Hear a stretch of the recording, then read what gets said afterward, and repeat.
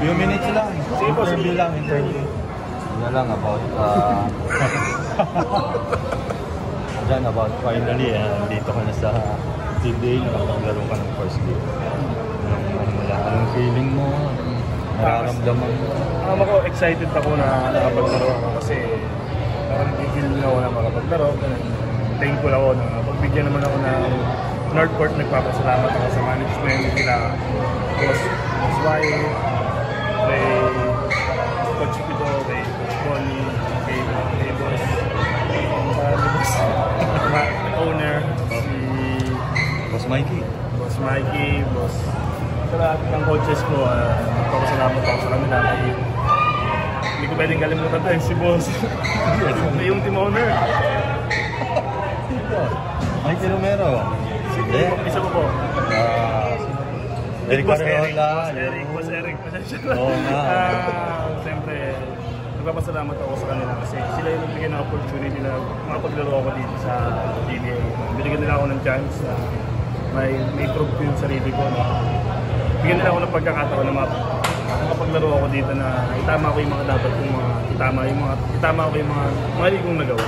Kaya thankful ako sa kanila.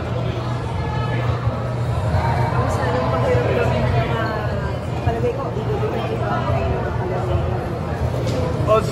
yun nga eh. Kaya ang sarap sa pakiramdam na pinapanood ko lang sila na ngayon nandito na ako na nakakalaban. Kaya thankful ako, masaya ako na nakalaban kayo mga pinapanood ko at na-idolize ko. Diyan yung siyempre may mga hindi mo maiwasan yun, yung may mga mambabas sa'yo, may mga manghihekel sa'yo during the game.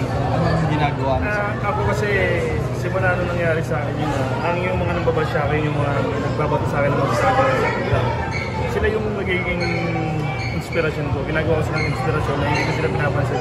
Pinadown man nila ako, parang wala, laro lang ako, gawin ko lang yung gusto ko na ano yung mas maikakabuti sa akin. Hindi ko sila pinapansin. Ganito pala, ganyan pala. Hindi.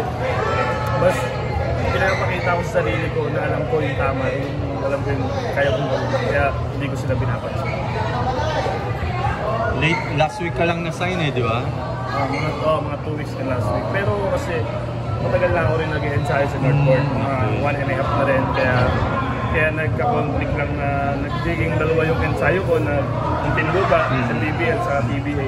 Kaya medyo nahirapan din ako. Pero gano'n nga, kahit naman lakot sa akin na nandun yung tiyaga ko na kahit dalawang ensayo ko. Siguro doon sila natuwa na masign ako na talagang willing silang buhangin ako.